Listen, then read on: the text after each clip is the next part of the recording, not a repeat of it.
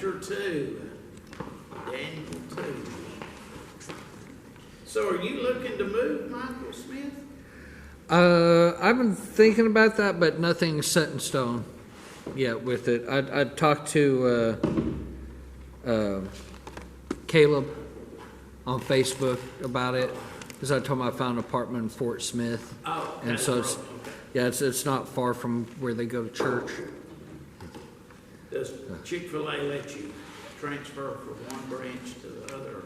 Kind of, sort of. You still have to interview there for it and fill out an application, but you have, I guess, a greater chance of getting hired on there if you're coming from another Chick-fil-A. So. Well, is Chick-fil-A like where you're at? Are they needing workers like everybody else? Mm-hmm. Yeah, especially in the kitchen. I think we're needing a lot more workers. Yeah. So, some of the managers have been having to work. And the operator himself or not the operator, but the general managers had to work in the back to help out in the kitchen. So, yeah. All right, everybody doing okay? Some of you look good, some of you kind of questionable. Why are you looking at me when you say that? You were looking at me when you said questionable. I don't know. I don't know if I should be offended or not. It's the might as well. Other people can't be. You might as well be too. All right, Daniel chapter 2.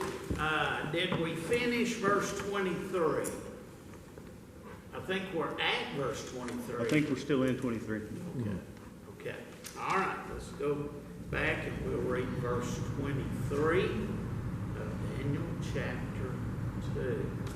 Remember, this is his prayer to the Lord. As I mentioned last week, verse 23 is, though the prayer is directed to the Lord, obviously, verse 23 is where he speaks personally to the Lord about the Lord. As I mentioned last week, it's probably good for us to be reminded that sometimes in the act of praying,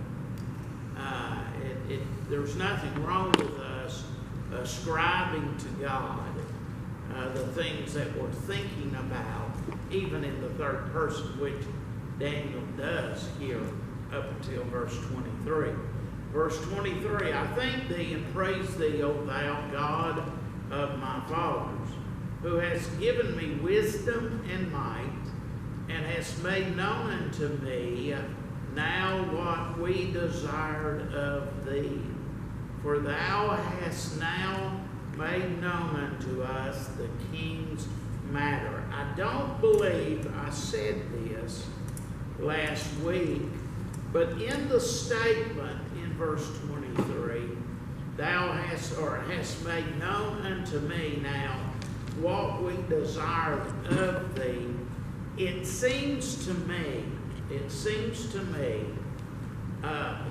this, and I think it also goes into the last statement in verse 23, for thou hast now made known unto us the king's matter. There is the recognition of answered prayer.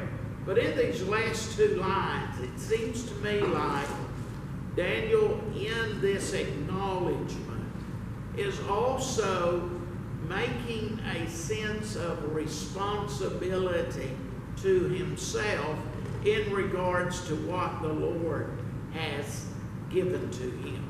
This revelation, this interpretation of the dream, it seems to me like, and I'm just going on the way Daniel has mentioned this or said it, when he says what we desired of thee, that's obviously an acknowledgement that the Lord has answered the prayer, but that seems to me that there's a reminder to himself of his responsibility in regard to what God has answered for him.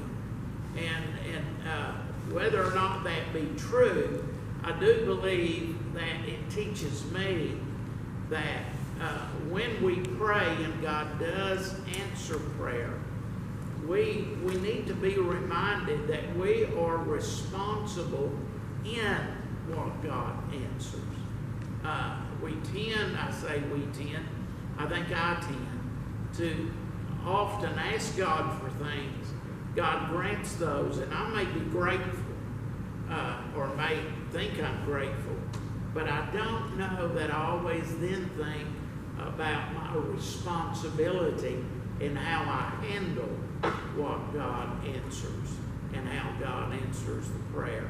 And it seems to me here that Daniel is doing this in these words.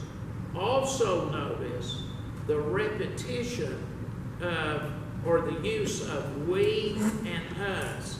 As I mentioned, I think last week, he does involve the 3 Hebrew children who had prayed with him. He had talked to them about this issue, but there's the sharing of that.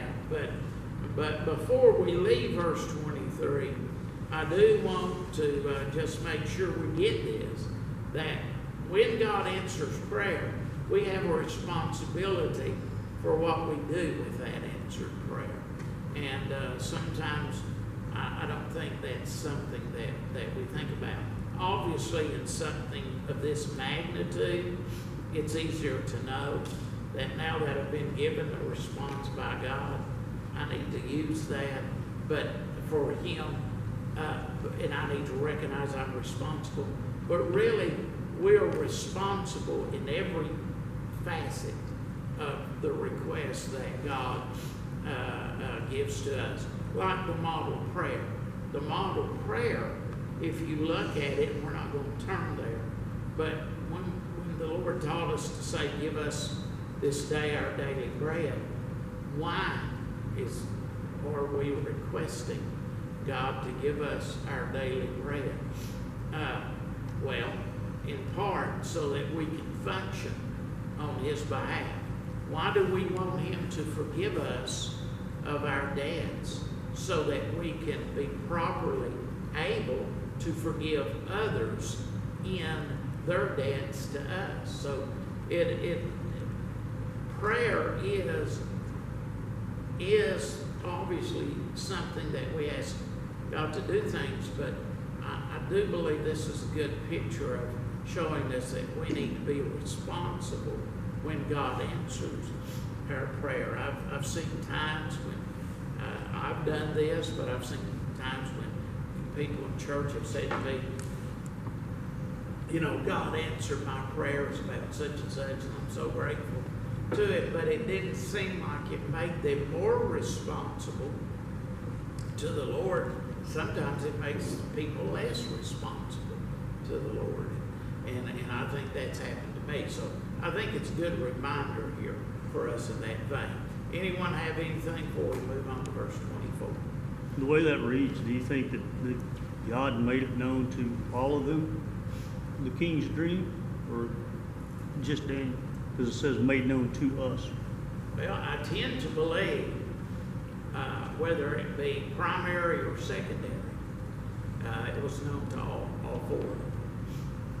And the reason why I say that is because of the usage of the word us.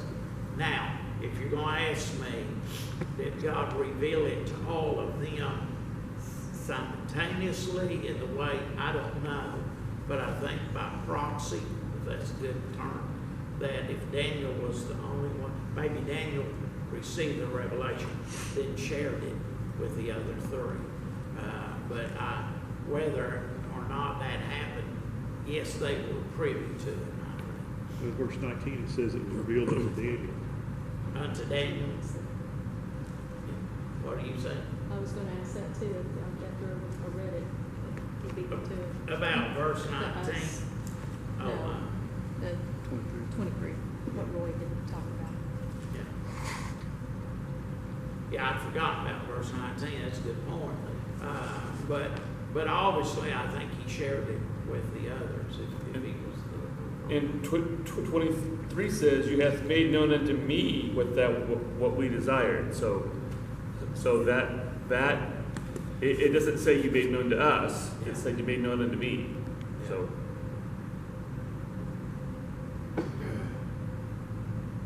What was the king's matter?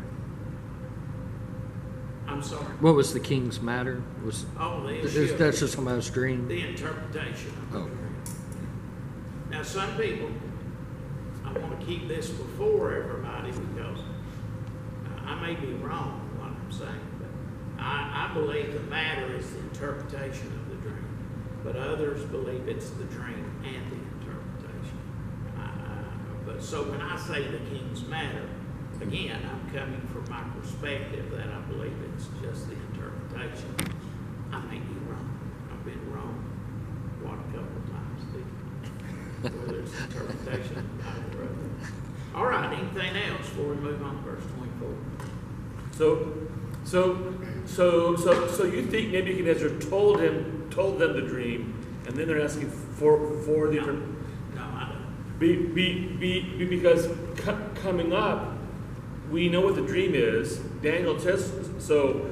So how do you think that only Daniel got the interpretation? How does that all work? Okay, I'm not sure I'm following the question.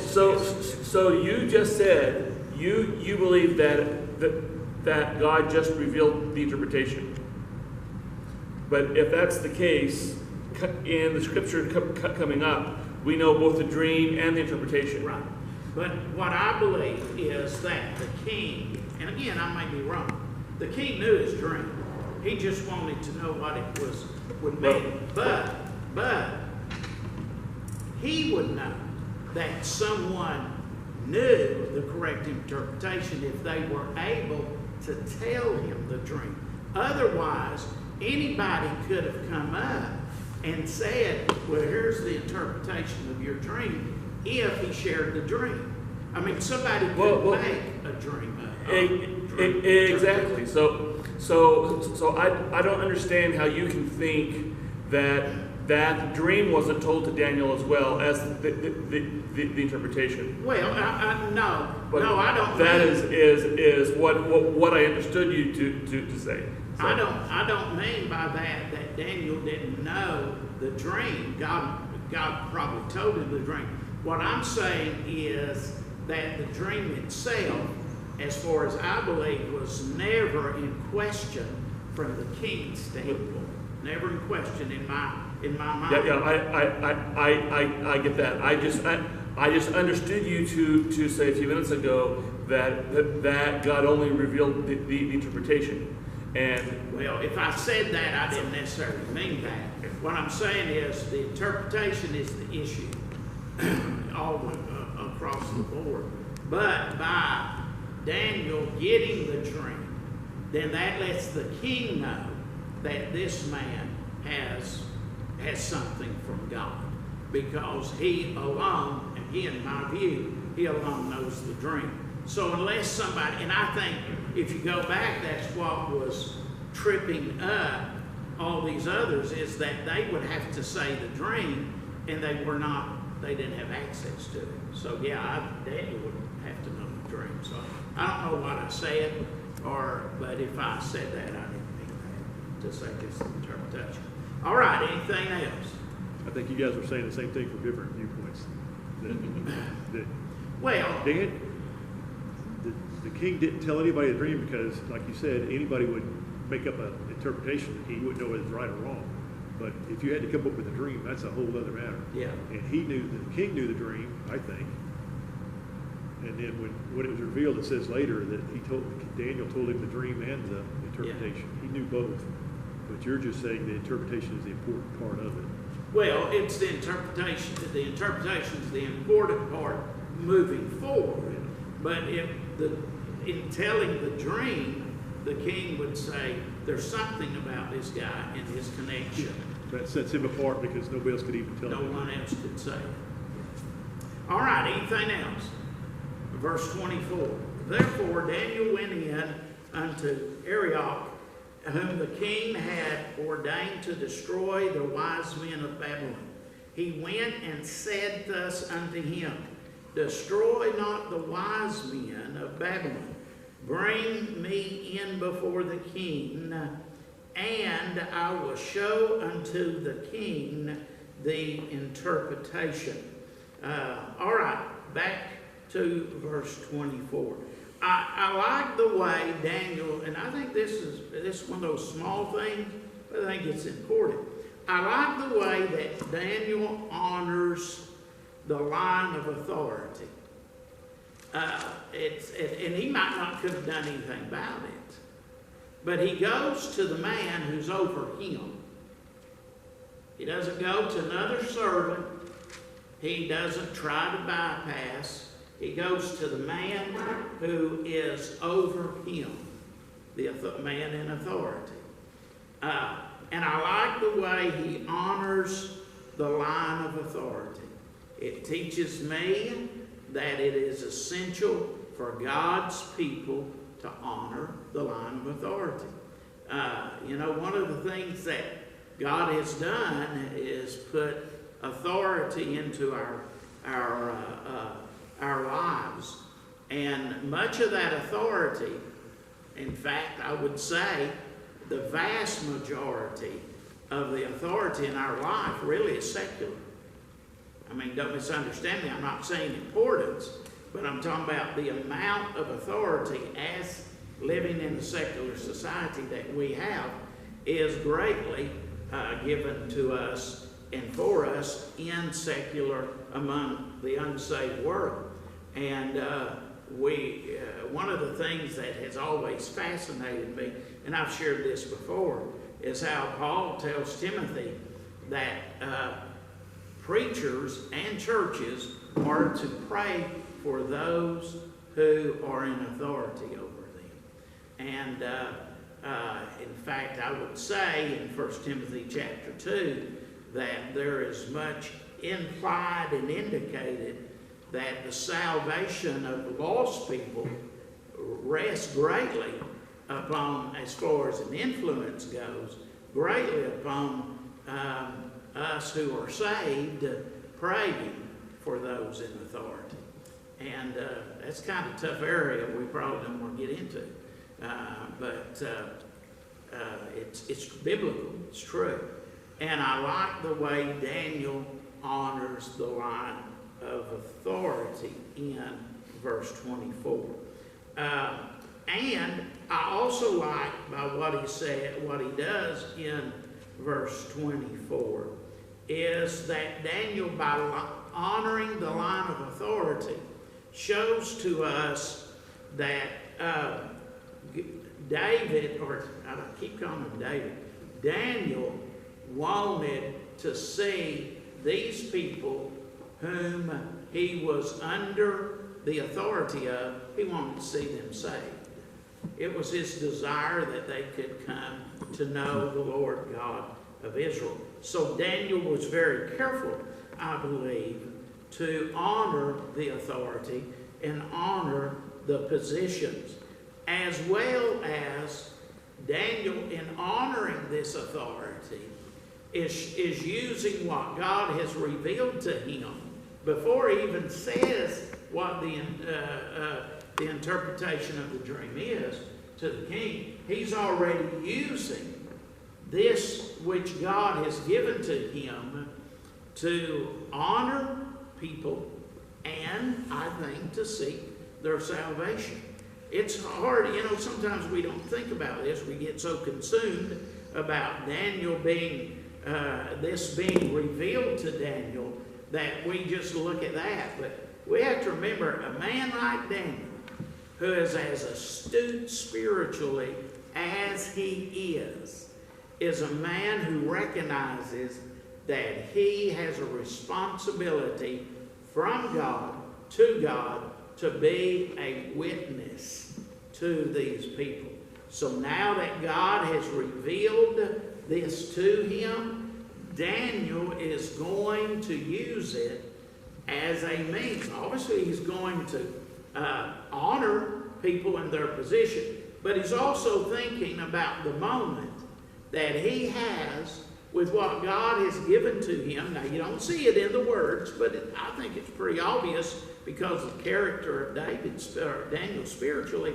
He's using it because he knows that he has been entrusted with something that he needs to use to the positivity of bringing people to understand the God that he worships. And you're going to see that as he gets in to the next verses in these passages. Also, I'll say this before I leave verse 24.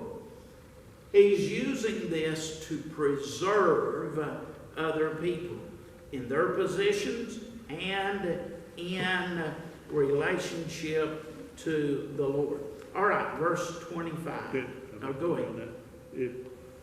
Of course, our first concern for our leaders of the country should be that they're saved, just for that purpose. But even from a somewhat selfish standpoint, if those people get saved, if people that are over you get saved, then your lot in life ought to improve.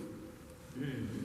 So even from a selfish, I mean, even if you didn't think, well, I don't care if that person gets saved or not, which should never happen, but if for no other reason, I mean, that shouldn't be our primary reason, but if you have somebody who gets saved and wants to know God and do His will, you're going to improve your lot in life as well. Daniel's situation certainly got better. Right. For a lot. Yeah. Well, and I think sometimes too, it's very easy for us to forget the impact that we make on people, period. But especially a lost person, by conducting ourselves according to the principles of the gospel and our Christianity. You just never go wrong with a lost person if you conduct yourself correctly according to the principles of the gospel. You just know. It may not be today, but it may be down the road. I remember a preacher told me who had dealt with City Hall, that's what he called it, but city government over on issues with their building. And this is years ago before we had all the codes and all the things that we have now. And he said that he got along well with them. He said, but I didn't go in there acting like I was somebody. He said, I went in there trying to be humbled before them and let them know that I recognized their authority, their positions and stuff like that. And he said, I didn't really have trouble with them too much. He said, there were things that I didn't like and there were issues. But he said, but I tried to go in there knowing that I was a representative of Christ in this scenario. As simple and as basic as that is, I think that's very easy for us to get. Forget, I'm sorry. Do you think, a lot of times we'll think back and think, well, things were so much different 40, 50 years ago.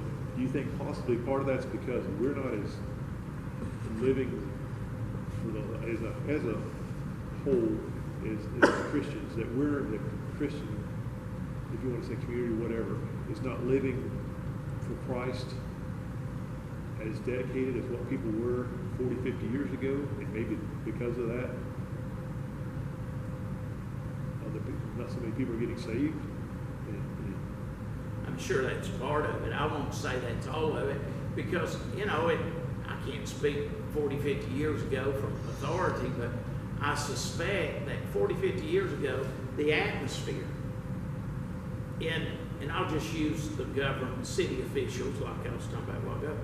I think in city government, even big cities 40, 50 years ago, was either populated more so or at least influenced more so by the presence of churches and Christianity than it is today. Even in small towns, I don't think the influence of Christianity is as great as it used to be.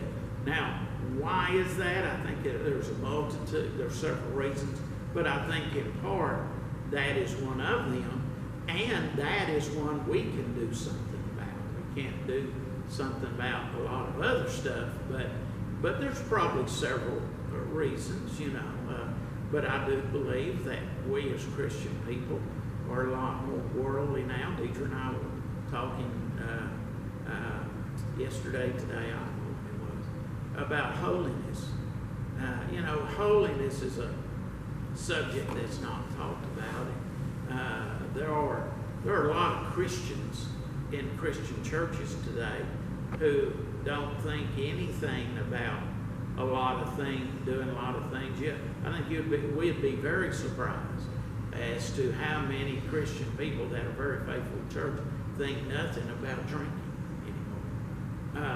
And so that shows a little, and I'm not saying holiness is only defined by whether you drink or not. I'm just saying that I think in our mindsets, and I'm as guilty as anyone else of this, I don't think we pursue, I want to get to the heart of God. I want the character of God to the point that I'll make some sacrifices. I won't do certain things. I will do other things. I don't think that energy, that interest among us is quite what it would have been 50, 60 years ago. You can say, well, they didn't have the temptations that we have. They're not as overt, maybe not, but that's where we are. So there's probably a lot of factors, but I do. The influence of Christianity today, as far as the spiritual energy, is not what it was, and probably a lot of its reasons for it. Dale, what raises? Yeah. One of the things that I noticed in verse 24 is that Daniel interceded for all of his other co-wise men. If you want, all of the soothsayers, magicians, and astrologers, and all that. He didn't have to do that. Right. So all of these other ones who couldn't do a thing, but were at his same level, he interceded for them, and I don't know if a lot of us would do that either. So. Well, I mean, it goes back to that interest in preserving people and seeking their salvation. It is told, and I've probably shared this with you before, but Benny Bogart, who is considered one of the great leaders of Landmark Missionary Baptist, went to, in Little Rock, Arkansas, Amy McPherson, who was a faith healer back in the 20s, 30s, whatever it was, came to Little Rock and had, what do you call it, a rally or, deal like they have. Crusade? Huh? Crusade. Yeah. And so she was healing people, quote unquote. Well, the city fathers, this shows you a little how things have changed, went to put her in jail for basically being, doing things that she couldn't prove that were, and I thought, boy, that wouldn't happen now, but they put her in jail. And Benny Bogart went and bailed her out of jail because he said she had the right to preach and teach what she wanted to, even though he didn't agree with her. And I've often thought about, he bailed her out, I thought, I don't know if anybody would do. I mean, as a missionary Baptist, I'd probably say, yeah, that's where they need to be. I mean, our attitudes are different now, even toward people we don't agree with. And it's kind of funny how denominational lines and doctrines have been diminished, and yet, even in Christianity, I don't know if we recognize some basic things with one another that maybe they did at one time. But I've always found that fascinating. I think, man, we wouldn't do that. Missionary Baptists, as a rule, wouldn't do that. They'd say, let her rot in jail. I mean, because of how our attitudes are. You raise your hand. Well, kind of going off of what you were saying just a second ago, with basically what this is teaching here, also applying that to dealing with other Christians, even of other denominations, our attitude, so like that, to be able to improve on that, maybe be a better influence like the church was back in the day. Because now it seems like I can even feel this in my own heart when I talk to somebody who claims himself to be a Christian, but I know that what kind of church they come from, and that kind of church does not teach stuff that is biblical. I feel like I tend to get very defensive of that and say, I'm not going to say that this is okay. Preacher, you can't say that a woman is not told to be the preacher of the church in the Bible. You can call me a sexist or whatever, but there are certain roles that God has for everybody, in the Bible. So those are his rules, not mine. And but anyway, just trying to look past that and